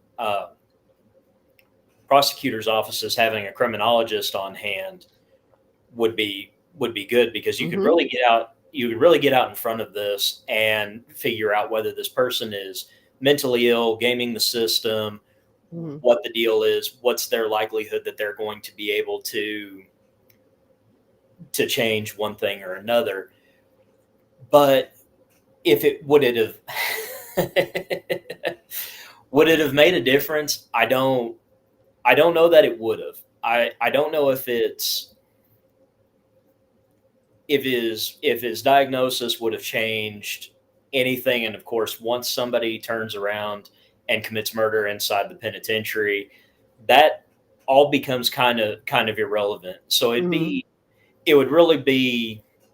I guess what I'm trying to say is the prosecution, the defense, kind of did him a disservice by not having him mentally evaluated, Yeah. because maybe being in the general prison system was not the best place for him, and maybe he really does need a psychiatric prison, psychiatric facility. Yeah. Not that that's going to that's going to make a world of difference, Mhm. but at least they could have said that they did something, because I did see something about uh, what was he doing? His defense attorney went on the offensive and was talking about how he shouldn't have been in there in the first place, and he had all these mental Yeah. health issues, which I agree with. But it's kind of your job as his attorney to raise those issues and Exactly. make that happen. So Exactly. So let's get into this other case, actually. Let's share this tab instead and put it on the screen. By the way, I put Derek's channel in the chat. Life to the Max just went over there and subscribed. I think all of you should do the same. Head over there and sub. Cool Clearwater just subbed as well. So thank you. definitely show him some love. Like I said, the most underrated crime channel that I've come across on YouTube. Please sub to his channel, because he's going to become famous way before I am, and then he can plug my channel. I've been at this for years, so Thank y'all so much. Yeah, it's been crazy. yeah. So I'll tell you, I found out about this case by accident, Okay. and I was watching. You know how you're on streaming services, you're always looking for something to watch. Yeah. And I found this Lifetime movie, which I tend to avoid Lifetime movies like the plague. Unfortunately, lately they've kind of come up with some good stuff. They've kind of been doing some good stuff. Mhm. And there was a movie called The Boy in the Walls or something like that. And so I watched the movie, and it was freaky, because it involved this 15, 16-year-old boy who became fixated on this widower's daughter. And he was keeping himself hidden in this old farmhouse.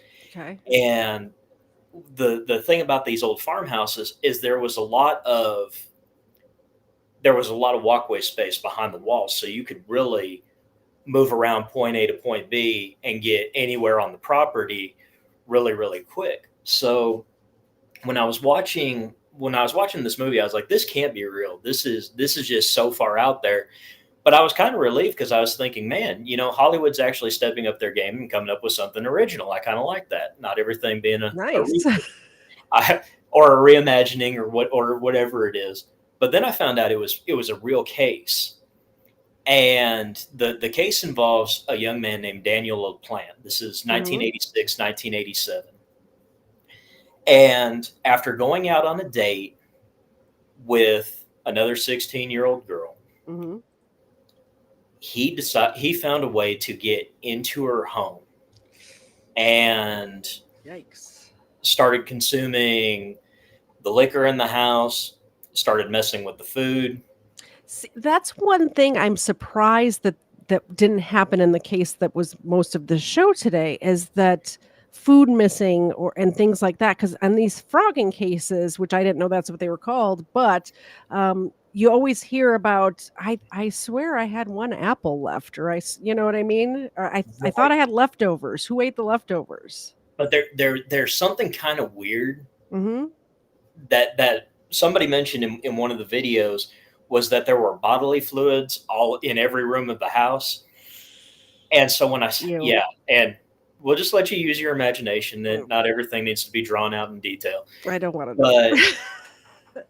But you almost want to know what he did to the food. Because, I mean, you think about it, if he's willing to experiment, is he willing to mess with the food, with what people eat or drink? But if he had had any type of institutionalization for his mental illness, or had a criminal record where he did any time in jail or prison, there's a good chance that he probably didn't mess with that, because it's just kind of an understood rule. You don't mess with people's food. And there very, very few fights are more violent and deadly in a prison setting when somebody's food supply is messed with, because nobody tolerates that. Worse than child sex offenders, huh? Well, that's something that kind of gets found out. Yeah. But that the food thing, that's something that happens instantly, and that's instant justice.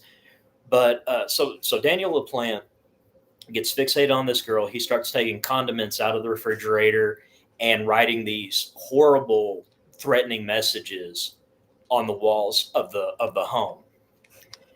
Well, after they figure out that this boy, after one of I think it was the younger sister, wakes up and sees Daniel LaPlante standing over her with a hatchet, and he's wearing a mask and all of these things.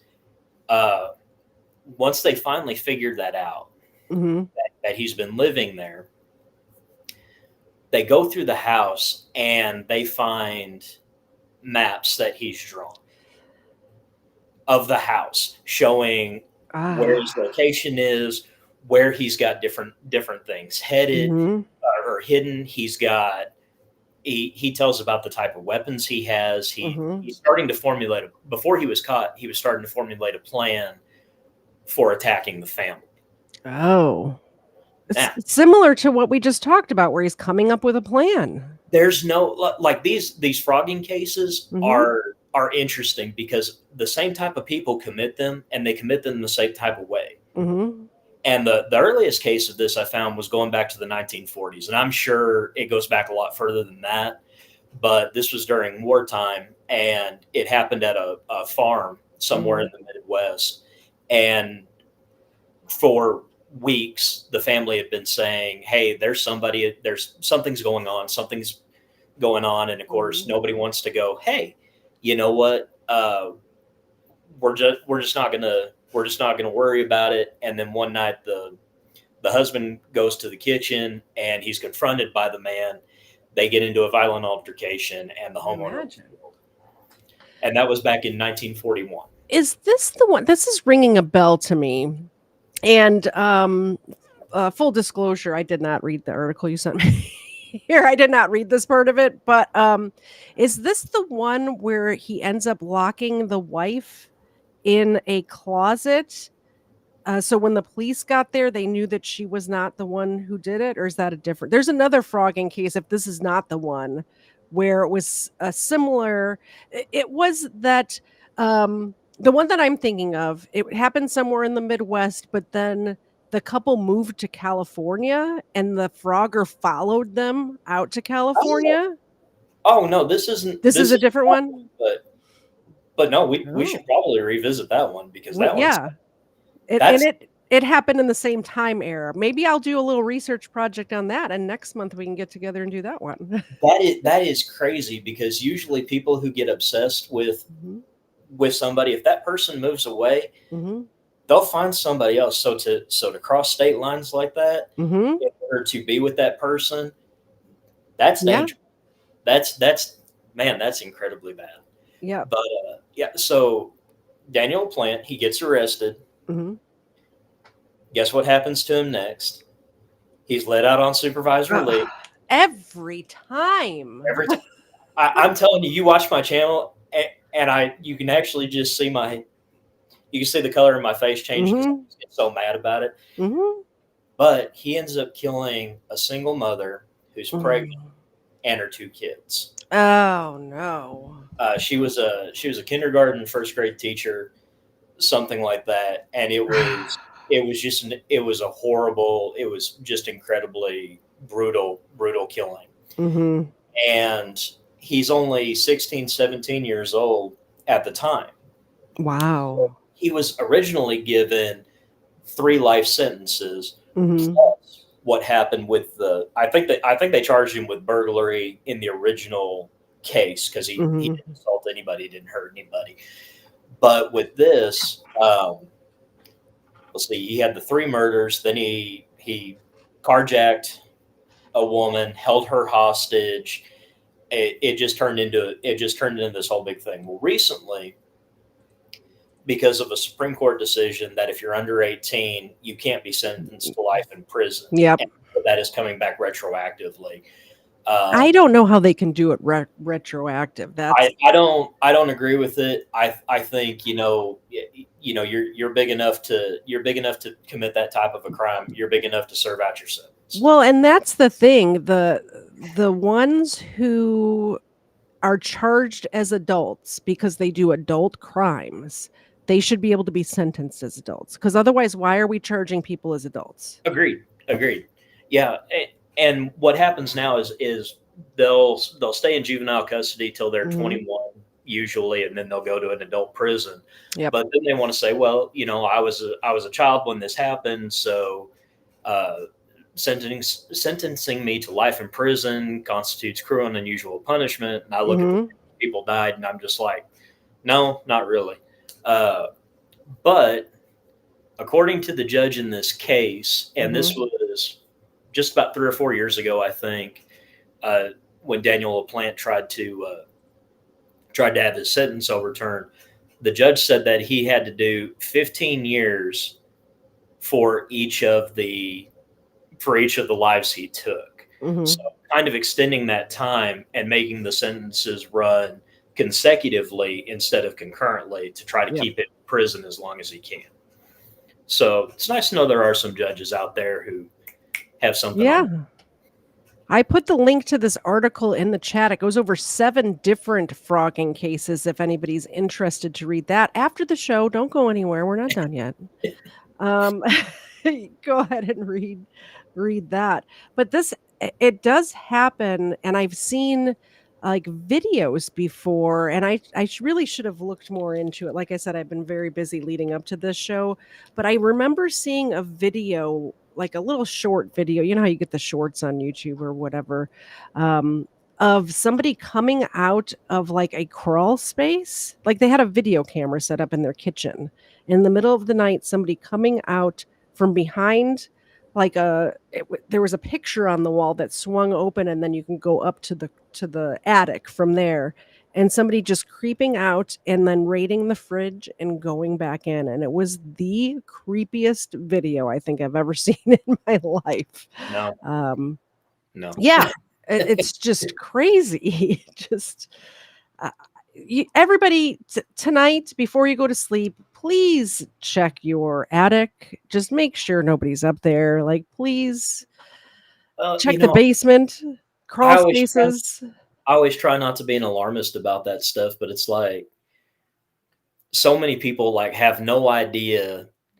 Like out where I live, there's a lot of older homes, Depression Mhm. era homes that have crawl spaces and everything, and Mhm. people don't realize that those crawl spaces, not only can you get to them from inside the home, you can get to them from outside the home. Yeah. And if people know what to look for, they can do it. If you live in multifamily dwellings, Mhm. the attics are connected sometimes. And I think there was oh, Oh, like they can go up into the attic and attic then come over and come down. oh. 'Cause I think do you remember? I can't remember his last name. Daniel something. He was a law school student in Georgia who killed one of his Yes, classmates. I did a whole episode. I did Did actually you? a two-parter on that one. McDaniel, Stephen McDaniel. Stephen McDaniel. Yes, Mhm. absolutely. Yeah, I love his face because when I was doing interviewing interrogation, one of the instructors was saying, what kind of expression are you trying to get your suspect to make? And then they showed that news clip where he just goes ghost white when they found the body. Yeah. And he said, that's what you're looking for right there. Mhm. Well, he was able to get into her home by getting up into a crawl space and coming down. And of course, that's how he ended up getting one of her secondary keys to the residence and Yep. making a copy of it and Mhm. doing all that. So, I'm not. I don't set out to intentionally scare people, but with my background and everything, I kind of go to the worst case scenario, and I want people to be as Mhm. ready for the worst case scenario as they Well, possibly could be. also, it doesn't hurt to check. Well, it No, doesn't it hurt to is. check. And even if you don't find somebody in your home, you might find stuff like somebody has been in your home, and then you need to, buy a shotgun. That's all. Right, yeah, and I mean, I think the only thing more ominous than not finding anything is finding something, Mhm. and, so I try not to go off on more stories and tangents, but when I was a police officer one time, Yeah, go off. You have all the time in the world. I need to find my Stephen McDaniel episode and link it in the chat right now, so go ahead. I got a 911 call, and I Mhm. was dispatched lights and sirens to this address because a lady found that somebody was living inside her house Oh, in jeez. the crawl space. And so I show up and my partner shows up and we get the lady out of the house. We put her Mhm. another officer who showed up. So there's three of us on scene. I told the third officer, "Hey, stay with her. We're going to search the outside. We're going to search the inside." Mhm. So we had a general idea of where all of this had taken place. But when we got into the attic and the crawl space and everything, what we found were old fast food wrappers from when the house had been built. Oh. But Still she had, would've been freaky. oh yeah, absolutely. Of course, you think about it. How often do you get up into the attic or into your crawl space? I mean, usually, if you're not a tradesperson, you Mhm. don't you don't just go jumping down in there and trying to, and because you don't have any business being down there. It's dark, it's creepy, it's muggy, and Yeah. you don't need to be down there. So, and we were able to determine that because the level of dust that was on all of the wrappers and everything. Uh, we did find somebody had left a full tool belt in there, and because of where it was, Yep. they were there was like a plenum or something in the AC that was Mhm. blowing the dust off of the belt, so it looked like it was fairly Like, was recent, moved? Yeah. and so that's what made her think that somebody was living up there. But we were able to assure her that nobody was living up there, and but it was yeah, it was crazy because like I said, the only thing creepier than finding somebody would be not finding anything, and Yes. we fortunately we didn't, and the lady kind of felt set, she felt silly for having called us for that, but I hope you told her not to feel silly oh, because it's absolutely, absolutely no, because what if it She's the What if it homeowner. was? Yeah, She what if it was she doesn't have somebody? my experience. She doesn't know what she's looking for. Mhm. And so when you find, uh, when you know what you're looking for and you don't find it, you can really alleviate somebody's. But if I'd tell my own family, absolutely, you need to call the police. I'm on my way.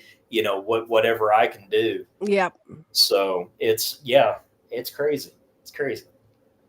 I think I just linked the Stephen McDaniel episode for Terry, which I believe you said was your mom, right? The Yes. other one that I did was I did a live stream where I just live reacted to his police interrogation, which is amazing, by the way. Highly recommend. Um, but I think maybe YouTube deletes live streams after a while because I don't see it on here.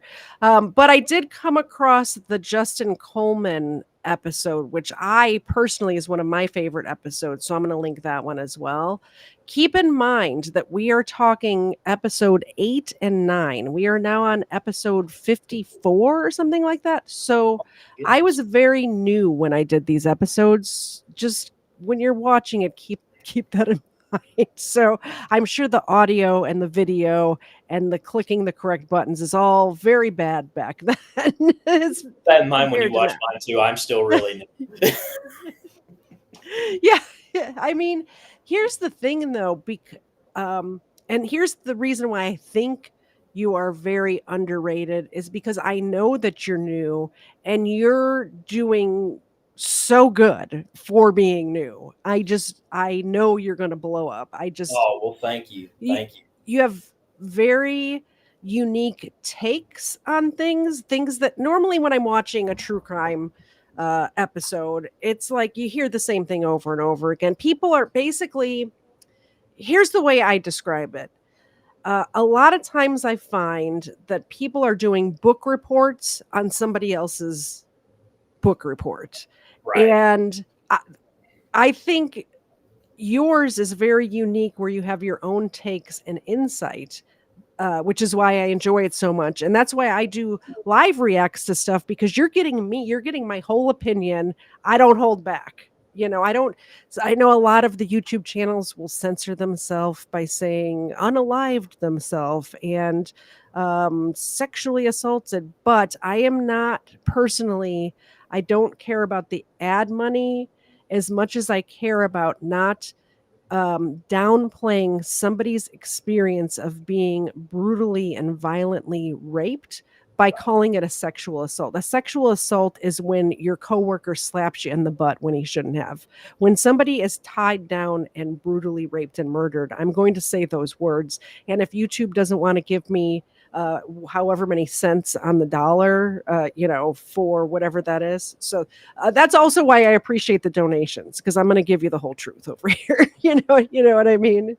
Well, when I did Sarah Boone, I stayed away from that story for so long because so many people had done it. Yeah.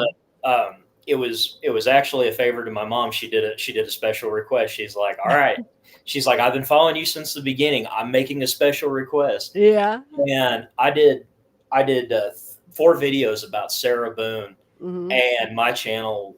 I had 140 subscribers added last month. My view hours and my views just went through the roof. And I'm just like, and I'm getting a lot of good feedback. People talking about, they enjoy the fact that it's something new. It's coming at it from a different perspective. So that's wonderful. It doesn't make it any less nerve wracking because, the last thing I'd want to hear is, oh, well, you're just taking what this person did and doing this. And so I do appreciate that. It's nice to know that something I started out with just doing, just because I didn't know what else to do, just for fun. Yeah. Just for fun. And it's really taken off and, I appreciate that. And of course I appreciate you took an interest very, very early and saw some. Thank you, Cool Clearwater. I'm giving her one of the dental chews, so maybe that'll wake her up. Wake up. There you go. But thank you for taking an interest and taking an interest so early. It was awesome to just get your email out of the blue. I'm hoping you were binging my stuff. I love it when people say that. I love it But I have one person on my channel, like, I worry about when she sleeps because, like, every time there's something from her, she's just finished another video, like she's going back all the way to Mhm. the beginning. And it's like, when do you find time to sleep? Because she's like, at hour mark, 1 minute and 5 seconds, and 1 hour and 5 minutes, you said this. And I'm like, wow, it's like you're watching everything Yeah, all she's the way. actually watching. I watch you while I am asleep. I'm like, man, that's that is that's a level of multitasking I wasn't sure existed, but good on you. I do. I was telling you before the show started that I like to have my earbuds in when I'm sleeping, listening to somebody just talk that's not going to get too loud or too crazy. I can't watch a Mr. Beast video while I'm sleeping, obviously. But that's why I like the true crime stories, because for the most of the time, they're very and I didn't watch your. I mean, I probably did as well because it auto plays. But I did actually binge your stuff that one weekend. That's Um, awesome. That's awesome. but Mr. Zed, I'm going to tell on him right now. He snores a little bit, and having the earbuds in with something going on and the white noise machine makes it a lot easier to sleep. So, did you have anything else to add to today's show? I don't think so. I thought just my first time doing this, but I thought it was great. It was so nice to be on video and have somebody to react to what I'm talking about. That, Have the chat there. man, it just makes so much of a difference. So, It are you gets gonna start live streaming now? so my next video. I had a special request to talk about the Karen Reed trial, the police officers in the Oh, Karen Reed yeah. trial, and the way they collected evidence. Mhm. And so I'm gonna try to do a live stream there. I don't know how well that's gonna work out. I may have to reach out to you for some. I was gonna say if you need tips and tricks and what software and all of that, let me know. I'd be happy to help. I love helping people. It does make me happy. People are like, "Why are you reaching out to Rant?" I'm like, "Because it's good and I want them to be great."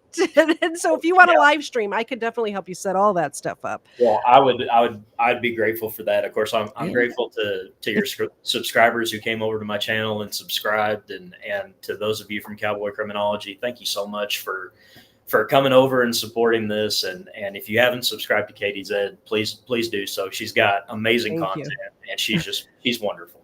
Thank you so much. I appreciate that. I live stream every Sunday at 4:30 Eastern time, and I do other shows in between here and there, but my schedule is 4:30 Eastern on Sundays. So every Sunday, if you want to just come hang out, talk to people in the chat, I like to have a good hangout. I like hanging out with my friends. You guys are in the chat right now.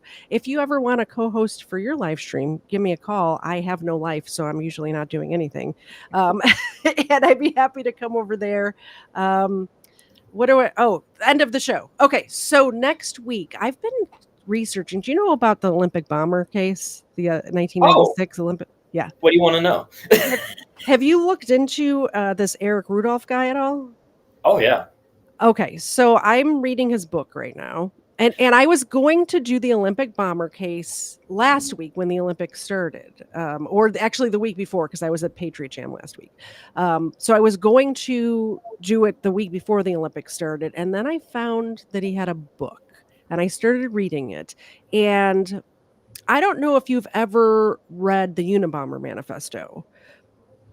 Parts of it, yes. But that's one of the ones I'm getting the same sort of thing where I don't agree with the like blowing people up stuff. But some of the ideas in the manifesto, I mean, with the technology taking over the world and stuff, he was not wrong about everything, is all I'm saying about Unabomber. It's a little weird when you read stuff like that, and you find those things that you're kind of like, there's a little bit. Yeah. There's a little bit there that kind of makes sense. And that's the scary part. It is scary. It's like, wow,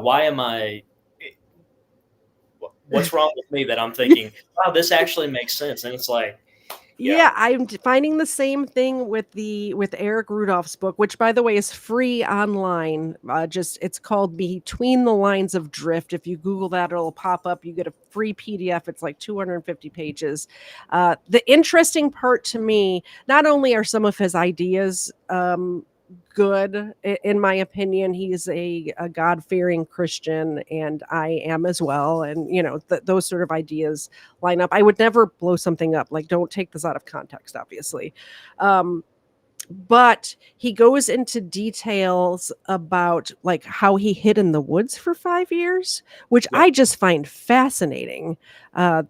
The lengths that he went through to stay hidden in the hills of North Carolina. And of course, I'm a map person. I love geography. So he's talking about a certain, gap or a certain peak, and I'm on Google Maps finding it and seeing if I can get a street view and things like that. There's a lot of people who are lucky they're not in prison for helping him. I agree, especially about the one gentleman, because in the book, like, I forget the guy's name, but he gave him supplies. And in the book, basically Eric totally rats this guy out. And this guy's like, I don't know, he came and stole my supplies and left $500 there.